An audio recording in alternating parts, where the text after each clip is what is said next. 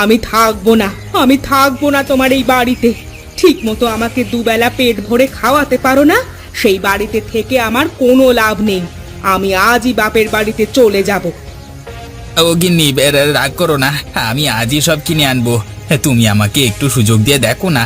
যেও না, আমাকে ছেড়ে তোমার বাপের বাড়ি যেও না গিন্নি, তুমি যেও না। এই এক কথা তুমি আমাকে কতবার বলেছো শুনি? ভুলে গেছি আমি সে কথা?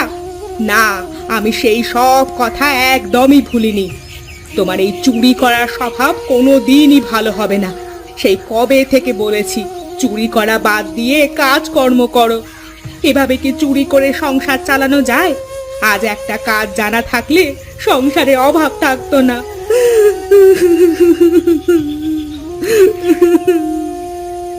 কি আর করবো গিন্নি, কাজের ভেতরে তো শুধু ওই চুরি করাটাই শিখেছি, আর তো কোনো কাজ করা শিখতে পারিনি।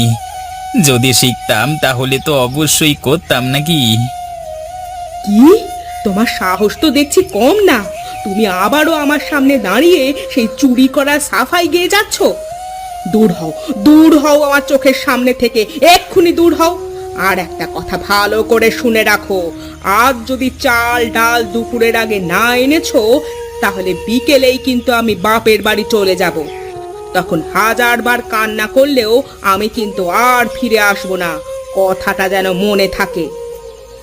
আচ্ছা ঠিক আছে গিন্নি, তুমি যা বলেছো তাই হবে। আমি দুপুরের আগেই সব নিয়ে আসবো, কিন্তু তুমি এবার একটু শান্ত হও। শান্ত তো আমি তখনই হব যখন তুমি আমার চোখের সামনে থেকে দূর হবে। যত সব।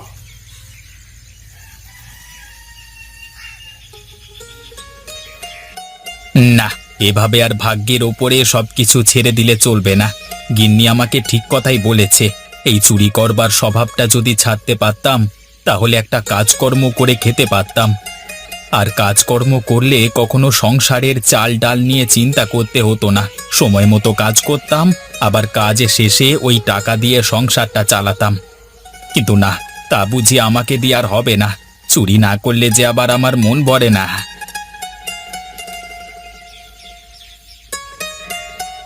আরে ওই তো নদী, যাই গিয়ে দেখি নদীর পাড়ে কিছু খুঁজে পাই কিনা। সামনেই তো বৃষ্টির দিন, এই নদীর পাড়ে নিশ্চয়ই অনেক জেলেরা মাছ নিয়ে আসবে। যাই গিয়ে দেখি কিছু মাছ চুরি করতে পারি কিনা।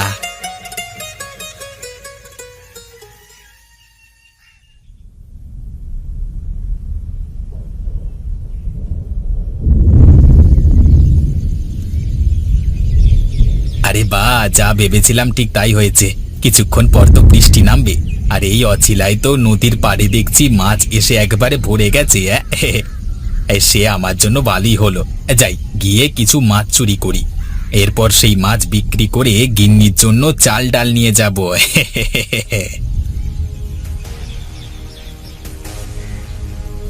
এই তো ইলিশ মাছ একেবারে টাটকা দেখছি। কেউ কিচ্ছুটি টের পায়নি। যাই এবারে ইলিশ মাছগুলো নিয়ে এখান থেকে জলদি পালাই।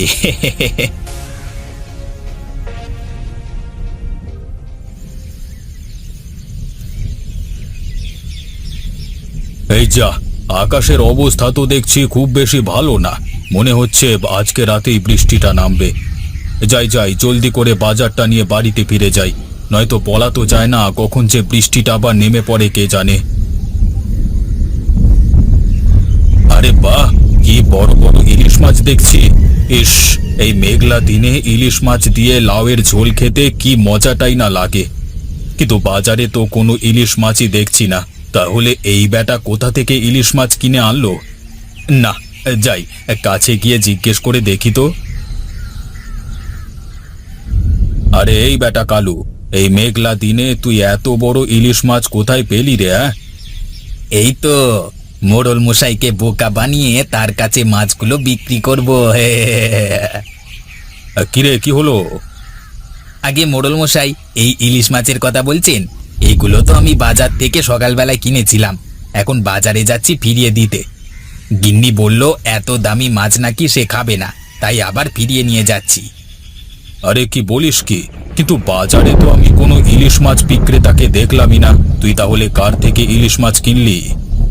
কি বলছেন মোড়ল মশাই, বাজারে ইলিশ মাছওয়ালা নেই? হায় হায়, এ কি বলছেন? আমার তো তাহলে বিশাল বড় ক্ষতি হয়ে গেল। গিন্নি বলেছে ইলিশ মাছগুলো ফিরিয়ে টাকা নিয়ে আসতে।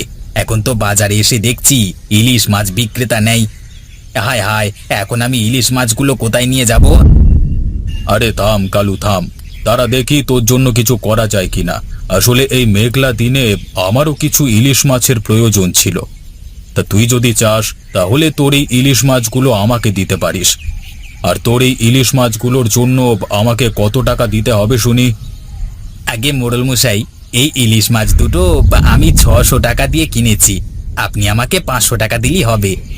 100 টাকা না হয় কম দামে বিক্রি করি, যেহেতু আপনি আমাদের গ্রামের মোড়ল মশাই, আবার ইলিশ মাছগুলো কিনে আমারও উপকার করেছেন।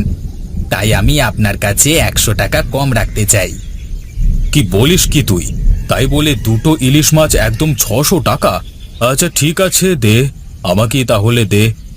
বাড়িতে গিয়ে এই মেঘলা দিনে লাউ দিয়ে ইলিশ মাছের ঝোল রান্না করে খাবো।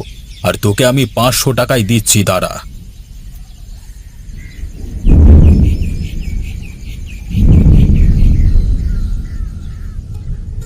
উনি নিশ্চয়ই আজও ঘরে চাল ডাল কিছুই আনতে পারবে না। যাই, তার জন্য অপেক্ষা না করে কাপড় চোপড়ের ব্যাগটা গুছিয়ে রাখি। বিকেল বেলায় বাপের বাড়িতে চলে যাব। সংসারে এত অভাব থাকলে কি আর সংসার করা যায়? আরে ও গিন্নি, কোথায় গেলে? জলদি করে বাইরে এসো। আরে ওই তো উনি, বলতে না বলতেই দেখছি চলে এসেছে। যাই, এবার বাইরে বেরিয়ে দেখি তো কেন এত ডাকছে।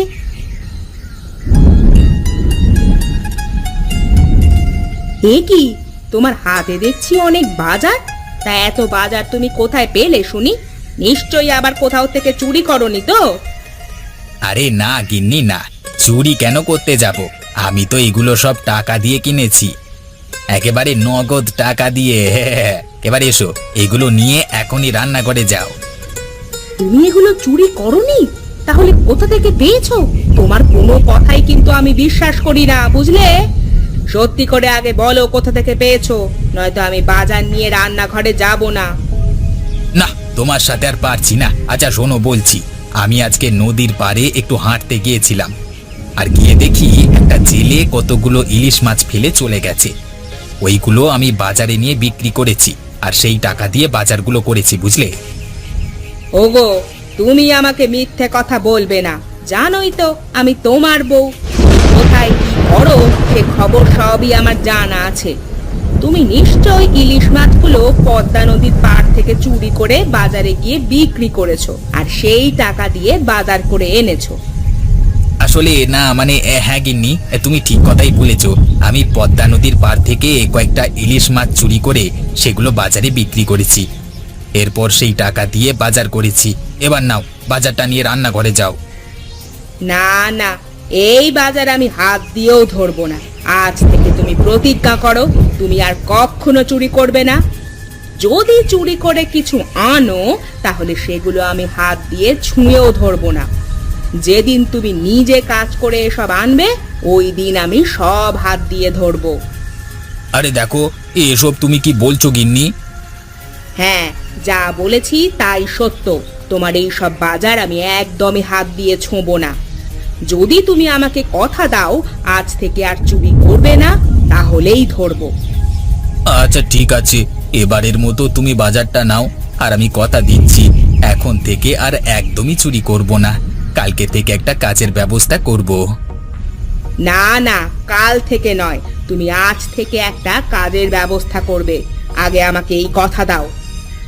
আচ্ছা ঠিক আছে, আমি তোমাকে কথা দিচ্ছি, কালকে নয়, আজকে থেকেই আমি একটা কাজের ব্যবস্থা করব, আর এসব চুরি টুরিও ছেড়ে দেব। ঠিক আছে, এবার তাহলে বাজারটা আমার হাতে দাও, আমি এগুলো রান্নাঘরে নিয়ে যাই। গিন্নি এদিকে রান্না শুরু করুক, ওদিকে আমি গিয়ে দেখি একটা কাজের ব্যবস্থা করতে পারি কিনা, নয়তো গিন্নি আবার কখন রাগ করে বাপের বাড়ি চলে যায় কে জানে।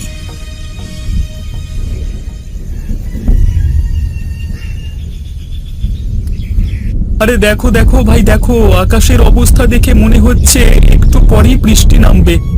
এখন বলো তো, এতগুলো মাছ রেখে আমরা কোথায় যাব, নাকি সবাই একসাথে বৃষ্টিতে ভিজবো?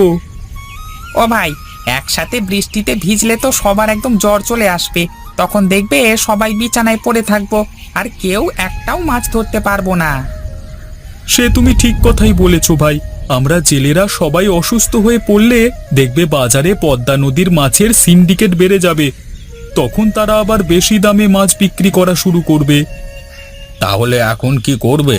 মাছগুলোর এখানে থাকলে তো ভিজে একেবারে জ্বর চলে আসবে। আবার আমরা যদি না থাকি তাহলে যে মাছ চুরি হয়ে যাবে। শোনো সবাই, আমি বলি কি, আমাদের একটা লোক রাখতে হবে যে আমাদের এই পদ্মা পাড়ের ইলিশ মাছগুলো পাহারা দেবে। তাহলে দেখবে আমরা জেলেরা নদী থেকে মাছ ধরে পদ্মা নদীর পাড়ে রাখবো, আর সেই মাছ কেউ চুরিও করতে পারবে না, আর আমাদের বৃষ্টি ভিজে পাহারাও দিতে হবে না। কিন্তু অমর লোক পাবে কোথায় শুনি? আজকাল কেউ এসব কাজ করে নাকি?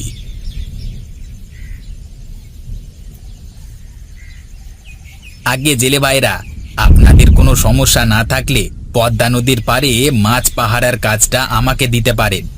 বৃষ্টি হোক আর ঝড়, সারাক্ষণ পাহারা দেব। আপনাদের এই মাছ পদ্মা পাড় থেকে কেউ চুরিও করতে পারবে না। আরে বলো কি ভাই, তুমি সত্যি আমাদের এই মাছগুলো পাহারা দিতে পারবে? তাহলে তো ভালোই হলো। ও বুড়ো, তাহলে এই লোকটা কি আমরা পদ্মা পাড়ের মাছ পাহারা দিতে রেখে দেব? আগে হ্যাঁ, তাই কর। এই লোকটাকে আমাদের মাছ পাহারা দেওয়ার জন্য রেখে দাও। তাহলে তুমি কখন থেকে মাছ পাহারার কাজটা শুরু করবে? আগে বুড়ো, আপনাদের কোনো আপত্তি না থাকলে আমি এখন থেকেই এই ইলিশ মাছ পাহারা দিতে শুরু করে দেব। বলো কি, তাহলে তো আমাদের জন্য ভালোই হয়। তা বেশ, তুমি তাহলে এখনই মাছ পাহারা দিতে শুরু করে দাও। এই চলো সবাই নদীতে চলো, বৃষ্টি নামবার আগেই আরো ইলিশ নিয়ে ফিরে আসতে হবে।